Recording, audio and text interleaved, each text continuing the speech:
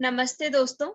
तो इस भाग में हम बात करेंगे इंटरव्यू में पूछे जाने वाले वो सवाल जो कि आपके बर्ताव से जुड़े हुए होते हैं, जिनसे नियुक्तिकर्ता पता लगाना चाहता है कि आप कैसा बर्ताव करते हैं, आपका व्यक्तित्व कैसा है। तो पहले समझ लेते हैं कि ये क्वेश्चंस आपसे पूछे क्यों जाते हैं और इन क्वेश्चंस में क्या पूछा जाता है। तो ये प्रश्न आपके व्यक्तित्व को बेहतर समझने के लिए आपसे किए जाते हैं। इसमें आपको कोई सिचुएशन दी जाती है या आपसे किसी सिचुएशन के बारे में पूछा जाता है और उसके ज़रिए आपसे आपकी किसी क्वालिटी को जानने की कोशिश की जाती है कि यदि ऐसी सिचुएशन आपके आगे पड़ी तो आपने कैसा रिएक्ट किया, और उससे नियुक्तिकर्ता पता लगाने की कोशिश करते हैं कि आप में कोई क्वालिटी है या नहीं है। तो ये क्वालिटी बेस्ड क्वेश्चंस होते हैं, ऐसा हम बोल सकते हैं। तो किस तरह के प्रश्न किए जाते हैं इसमें? जैसे आपसे पूछा जा सकता है, tell us a story in which you showed leadership. कोई ऐसी कहानी बताइए, कोई ऐसी सिचुएशन बताइए पुरानी, जिसमें कि आपने लीडरशिप स्किल्स दिखाए हों। इससे नियुक्तिकर्ता आपके लीडरशिप स्किल्स को जानने की कोशिश कर रहा है। वो जानना चाह रहा है कि आप में किसी बात को, किसी सिचुएशन को लीड करने की क्वालिटी है या फिर नहीं है। इसके अलावा पूछा जा सकता है कि बताइए कि आपने अपनी टीम में कभी कोई दिक्कत या कोई परेशानी का सुझाव दिया है, उसको हल किया है।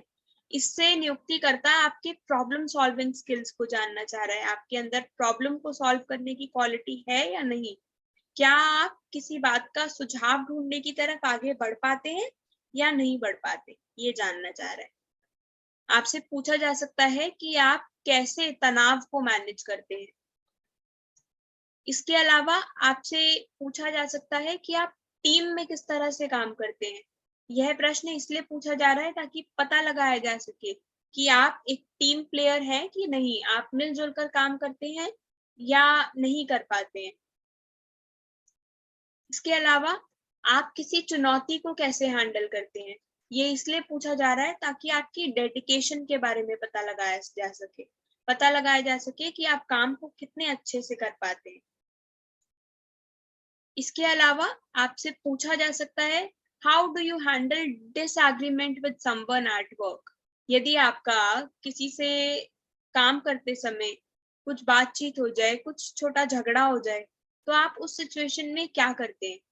ये इसलिए पूछा जा रहा है ताकि पता लगाया जा सके कि जब आप किसी मुश्किल परिस्थिति में पड़ जाते हैं, तो आप उसको कैसे हल करते हैं, आप उसका हल ढूँढ पाते हैं या नहीं ढूँढ पाते।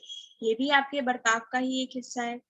इसके अलावा आपसे पूछा जा सकता है कि आप बताइए कि आप गोल कैसे सेट करते हैं। ये पूछ के नियुक्तिकर्ता आपसे आपके प्लानिंग के स्किल्स को जानना चाह रहा है कि आप कैसे प्लानर हैं। आप फैसला लेने की शक्ति रखते हैं या नहीं, इस बात को परखा जा रहा है। या फिर आपसे ये भी पूछा जा सकता है कि कोई ऐसी सिचुएशन बताइए पुरानी, कोई ऐसा एग्ज़ाम्पल दीजिए, जहाँ पे आपने फेलियर को हैंडल किया हो। आप कोई काम नहीं कर पाए हो और आपको शिकस्त हासिल हुई हो, यानी आप उस काम में हार गए हो करने में, तो आपने उस फेलियर को कैसे हैंडल किया, ये बताइए।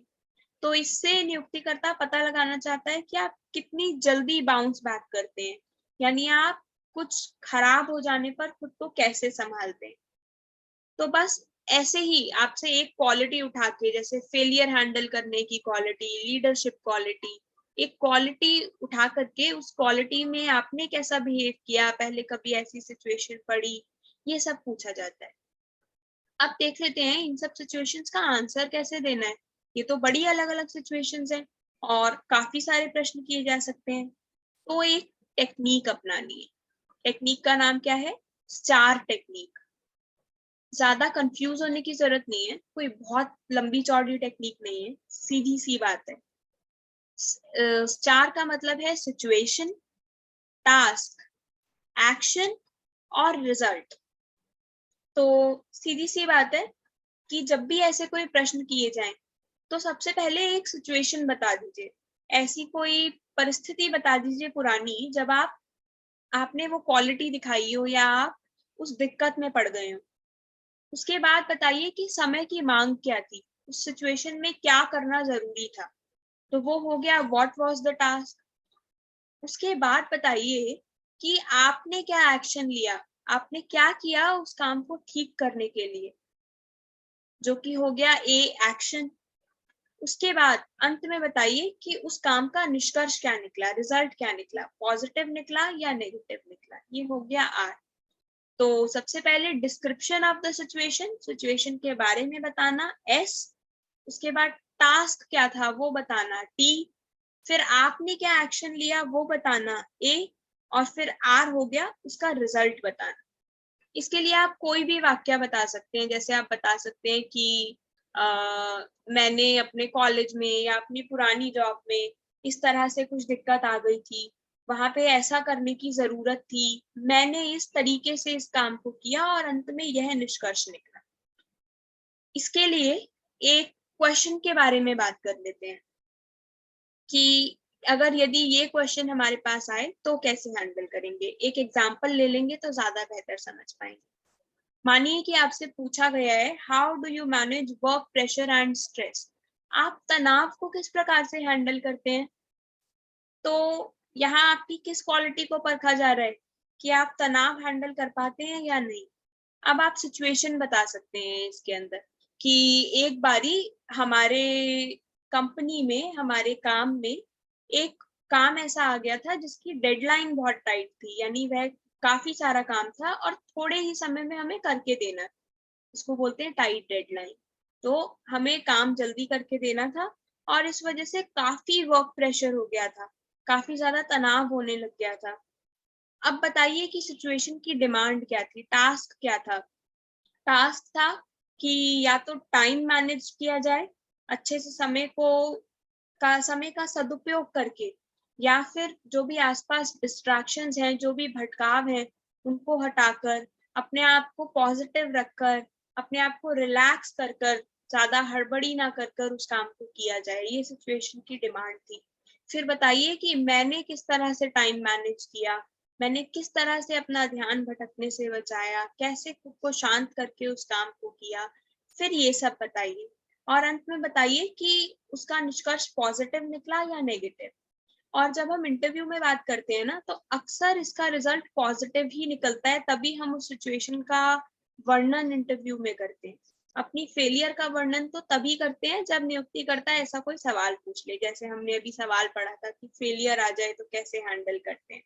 वरना यूजुअली आमतौर पर पॉजिटिव ही रिजल्ट निकलता है ऐसी सिचुएशंस का। तो इसी के साथ हमने हमारे सेशन का आखिरी टॉपिक भी कवर कर लिया, यानी कि बिहेवियर रिलेटेड इंटरव्यू क्वेश्चंस। तो आइए अब देख लेते हैं कि जो हमने इस सेशन की शुरुआत में लर्निंग गोल्स बनाए थे, क्या हम उनको पूरा कर पाए या नहीं। तो हमने जान लिए कुछ ऐसे सुझाव जो कि इंटरव्यू देते समय ध्यान रखे जाएं तो इंटरव्यू बहुत अच्छा हो सकता है। साथ ही साथ हमने इंटरव्यू में किस प्रकार के प्रश्न किए जाते हैं उस बारे में भी बात कर ली। हमने कुछ ऐसे प्रश्नों का भी अभ्यास कर लिया, उनके उत्तर देने का तरीका भी जान लिया जो आम तौर पर इंटरव्यू में पूछे जाते हैं। और अब आप सक्षम हैं कि आप खुद प्रयास करें, अपने खुद के जवाब लिखें जो आप नियुक्तिकर्ता को देंगे जब आप साक्षात्कार देने जाएंगे। तो आपने कम्युनिकेशन स्किल्स सीख लिए, अब सिर्फ आपको अभ्यास करने की जरूरत है। और ये हमारा यही सेशन समाप्त होता है। मुझे आशा है कि आप बताई गई हर बात का ध्यान रखेंगे, जिन भी सुझावों के बारे में हमने बात की उनको ध्यान रख के अपने इंटरव्यू के आंसर्स बनाएंगे, उनके ऊपर खूब अभ्यास करेंगे और अपने आप को एक अच्छी नौकरी पाता हुआ देखेंगे। और आपके लिए ये सेशन भविष्य में बहुत मददगार रहे, ऐसी मेरी कामना है। आप एक अच्छा पद पाएं और भविष्य में बहुत सक्सेसफुल। धन्यवाद।